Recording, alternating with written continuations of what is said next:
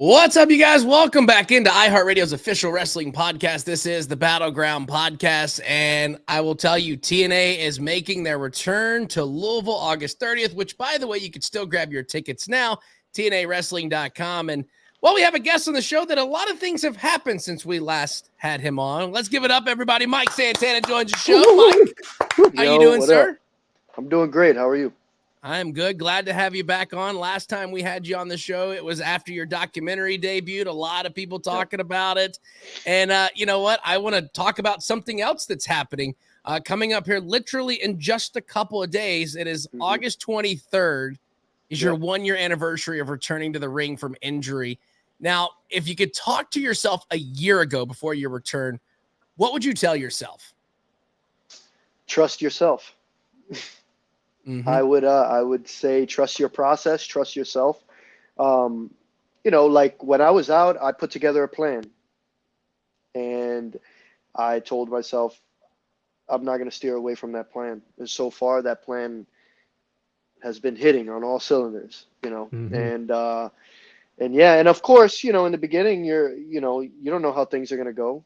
You don't know, there's things that you have no control over. And it is what it is. But I decided to double down on myself and trust myself and bet on myself. So everything has been working, and everything has been going really, really well. And man, I've been excited, and I've been able to do a lot of amazing things within this year. The fact that I started my journey, like my very first match was in front of 80,000 people. Right. And to see what I've done since then is insane to me, especially thinking back on, what I went through while I was out and just that whole process, and getting the mind and the body and the spirit right. And taking care of, real life in this person. And, man, it's been awesome. It's been awesome. Yeah, for sure. So as we mentioned, TNA is on the road coming up to Louisville at Ode Forster's Paristown Hall. What makes Louisville such a killer, amazing pro wrestling town? I feel like, the Midwest in general, like wrestling has always been, huge. And there's a lot of other independent companies that run there and that, always draw nice houses and do really good stuff. So, I think it's pretty awesome. TNA, I feel like everywhere they've gone so far, has been successful, thankfully, right up to now. So every show, a lot of the shows have been selling out. The people are coming out, which is great. Just means the product is good and people are taking notice to what's going on. And everyone from in the ring to behind the scenes, everyone is busting their ass and has that common goal of, making the show better, growing the show. And it's awesome to be a part of. It's motivating, It's got to make your job easier. Yeah. You can 100%. also tell that y'all are having a lot of fun because every week there's something new. There's something going on, whether it's you're seeing everybody on TNA or you're seeing the TNA stars going over to NXT. You can obviously tell that you guys are having fun. And well, I don't want to harp on bad things, but I do want to just bring this up for a quick second. Yeah. August 15th on an episode of TNA Impact, you were attacked before your match with Moose and ultimately came up on the short end. Where does this leave you with the system at the moment? I'm going to eat them all alive. That. I mean, I don't even know what else to say. My thing is, I came back to TNA, and yes, I was like, yo, I'm coming to take spots, and I'm coming, I'm hungrier than ever, and I'm ready to go. But I was trying to be civil about a lot of things, you know what I mean? But they just keep rattling that cage, and they already know what they're gonna get. But obviously, it's not gonna be good for them. We kind of had but a I'm having I'm having a lot of fun though. I'm having a lot of fun because sometimes I need that. I need that little extra, It's almost like a little extra slap in the face, to wake me up. And I think they're doing it purposely, though. They're definitely doing it purposely, and I'm thanking them for it, because once that other person comes out, man. Yeah, and obviously, if he was concerned about a fair fight, there no one else would have been involved anyway. So we'll leave that for that. Yeah. So there are a ton of talent at the main event level in TNA right now. All gunning for the world championship held by Nic Nemeth right now. What do you think? Is there anything, just one missing piece that needs to get you to that level, or do you think you're already at that level? Like, where do you like? I know you said you've done a lot of reflection and internal, building on yourself and stuff. Like, Yeah. Are you world title ready? Do you think you're ready to run with the strap and carry the company? I think, honestly, I'm enjoying the process. I feel like I'm on that upward trajectory right now, and I'm enjoying that, that road. I always say, like, you need the it's all about the journey. It's all about the climb, right?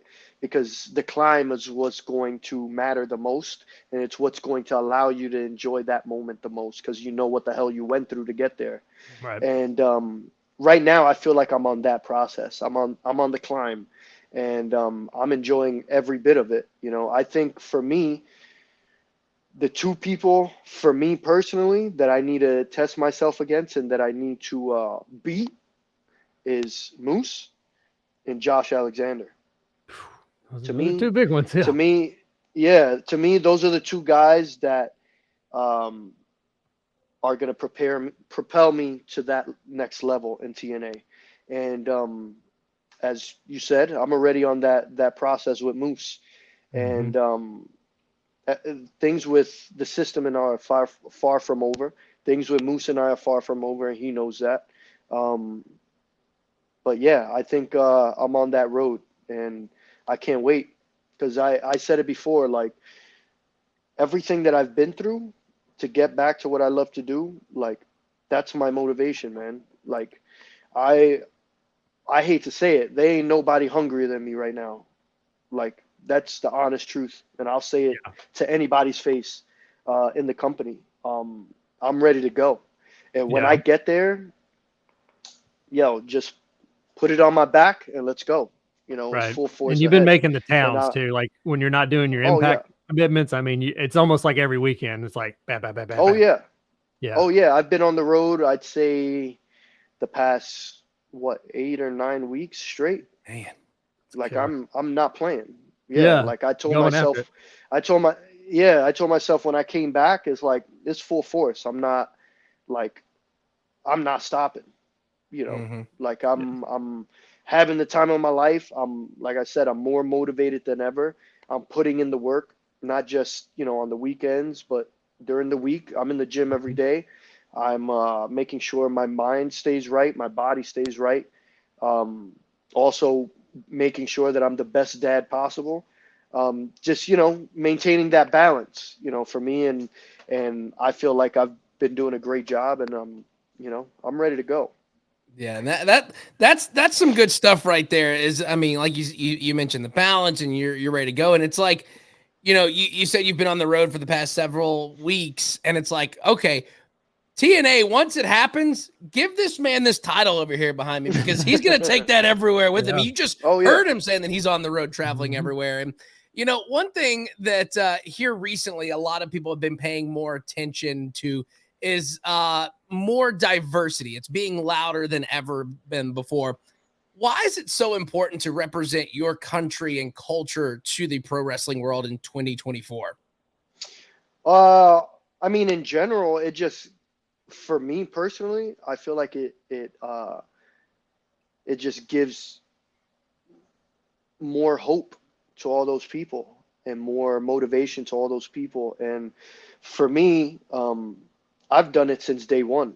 Like I was looking through my photos, and I came across my very first promo picture that I ever took. I was maybe like 19 years old, and I have a Puerto Rican flag bandana. You know what I mean? And that's something I've always said that I was going to do, and it was always very important to me. I grew up in a very, very proud family. Mhm. My roots are very embedded in Puerto Rico, and I was raised going there since I was 4 years old. So that culture has always been part of my life. And I always said coming into wrestling, I'm going to represent for my people. And that hasn't changed, you know, Mhm. and I feel like it's just important, especially like, you know, we come from a lot of poor areas and a lot of struggle, and I feel like it's important for me to give a lot of kids from where I come from hope, and to let them know like, yo, it's possible. It doesn't matter who you are, where you come from, what your nationality is. You can make it happen for yourself. Just last Thursday, I went back to the neighborhood I used to live in the projects, and there's a boys club there, a boys and girls club, and I went to speak to a bunch of 15 or 16-year-olds about the importance of trying to stay off the street and chase their dreams, and how important it is to trust yourself and bet on yourself. And it's awesome. I always just try to find the time to do stuff like that. So That's yeah. awesome. And I remember to a previous conversation that we had with you years ago when you talked about how your heritage is so important that you made sure that when your action figure came out, you had a Puerto Rican flag with your action figure. Absolutely. I think I'm the very first action figure in wrestling to Mm-hmm. ever come with a Puerto Rican flag. Yes, because I That's, remember we had that conversation and you were like, yeah. that was like the only thing I said. I don't care if you mess this face up. This has Yep. to be there. Yeah. Yep. And it made it happen. And it's pretty awesome. Like, I remember seeing my grandmother open up my very first action figure, and she didn't know it came with a Puerto Rican flag. But when Oh, she opened it and saw the actual flag, just her sense of pride. yeah. And it was just I have a picture of her opening it and just us sharing that moment and how emotional it was, because my grandmother was the one who bought me all my wrestling toys as a kid, you know, and she's the Mhm. one that got me into wrestling. She took me to all the garden shows. So Oh, for her to have that moment of like having my action figure and me representing the culture, and yeah, man, it's I've been blessed to do some awesome things, man, and yeah. I'm I'm very grateful. That's incredible with your grandmother. It's just such an awesome story. Mhm. So Yeah. going back, I had a question about you going back to making the rounds and stuff. You recently had a pretty high profile title versus title match against Danny Limelight. Um, I know you're not Yep. really in a position of scouting per se, but I mean, when you're out doing these shows, I mean, are you keeping a mental note like TNA needs to look at them, or like, or just in your opinion, like what would you be looking for if someone's like, hey, Mike, when you're out there, give us some feedback on talent. Like, what would you be looking for to bring someone in as a talent for TNA? Um, Me personally, I'm just looking at how hungry they are. I've always been taught, you know, coming in, even when I was younger, that in order to really make a name for yourself, you have to move around as much as you can. You want people to see your name here, see your name there, see your name there, and it's a proven process, right? Mhm. Like I feel like a lot of guys who have made it big and who have made a, you know, big name for themselves have trusted that process of moving around, making towns. So Mhm. that's one thing that I always look for is like, all right, I'm wrestling this person here. I want to see where else they're gonna be wrestling at in the next month, the next 2 months, the next 3 months, to see how much, you know, they're moving around. Because I'm a firm believer in order for you to get better, you have to work with people that are better than you and work Mhm. with people that have more experience than you. So also who they're working with, you know, what companies they're working for. That's one thing I really look at aside from the in-ring stuff, because the in-ring stuff could always uh, I feel like the in-ring stuff could, you know, you could always train to get better. You could always, you know, but you can't you can't fake like the grind, right? Right. Like that process of getting out there and learning, and yeah, so that's one of the things I look for, honestly. Yes, good stuff right there. I know your time is limited, so I got one last question to ask for you. We went through this last time when we talked about kitchen utensils being your weapon of choice if you are a superhero. So we brought back Chat GPT for another fun question. With everybody out there getting people to sign stuff, whether it's being at the airports or hotels, what is the this is what our Chat GPT came up with. What is the most bizarre or unexpected thing someone has asked you to sign, and did you actually sign it? Wow. I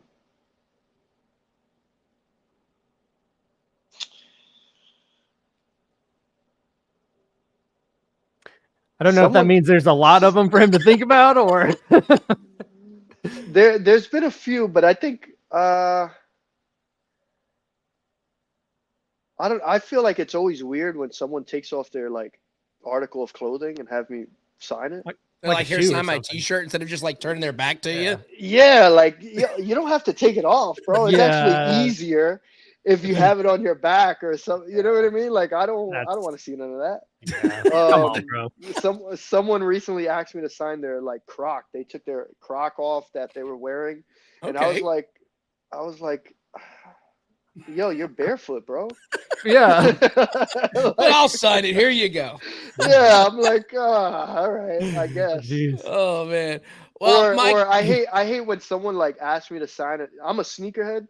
So recently, a teenager asked me to sign their like fresh pair of Jordans, and I was like, I really don't want to do that because I love sneakers, and that's just not my thing. So same. I've watched videos where kids walk up to like Travis Scott to get them to sign their Travis Scott shoes, and I was like, I still wouldn't do it. Nah, I'm good.